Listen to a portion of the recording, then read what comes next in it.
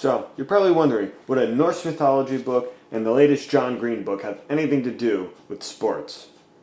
Well, in short, probably not much, though I'm not really sure.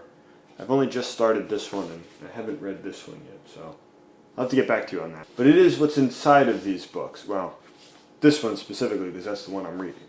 So what I use is the bookmark. It's this Andres Thomas baseball card. I've been using this card for probably close to 10 years now.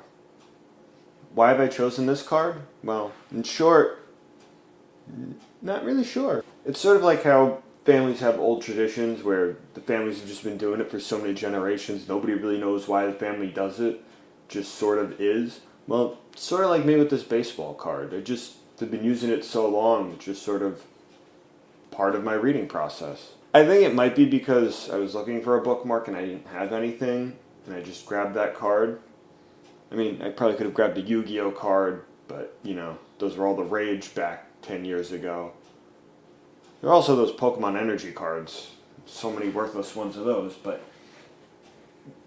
this Thomas card probably was a lot closer, and I've just been using it ever since. I don't want to make this boring about what I'm reading and why I'm using cards, because that's not really interesting. What I do want to do is talk about the player a little bit. Andres Thomas, he played for the Atlanta Braves from 1985 until 1990. He was their shortstop.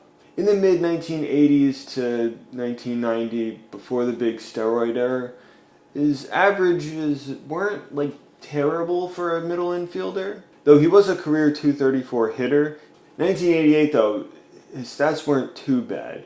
He hit .252 with 13 home runs and 68 RBIs, which, before all the steroids, wasn't too bad for a middle infielder. Though his 29 errors, not a pretty sight. Also, he only stole 22 bases in 577 career games.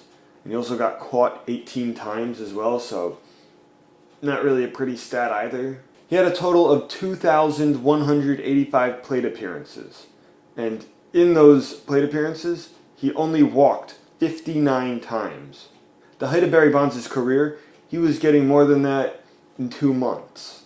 So, 6 seasons, 2 months. So, his on-base percentage was not very good. One guy, link in the description, actually ranked Andres Thomas as the worst Atlanta Braves player of all time. That's pretty bad. He's such a terrible player. Why am I using his baseball card? Why not use, like, my favorite, like Hideki Matsui? Well, that's kind of hard when the cards are encased. I've thought of retiring the card as it's all beat up, but I just can't seem to do that. Whenever I start a new book, I freak out and tear my room apart until I find this one card. I'll, like, forget I started rereading a book and I have to find this card. I don't know why I love this card so much. It's all beat up, it's ripped, he wasn't a very good player, but it's my favorite baseball card.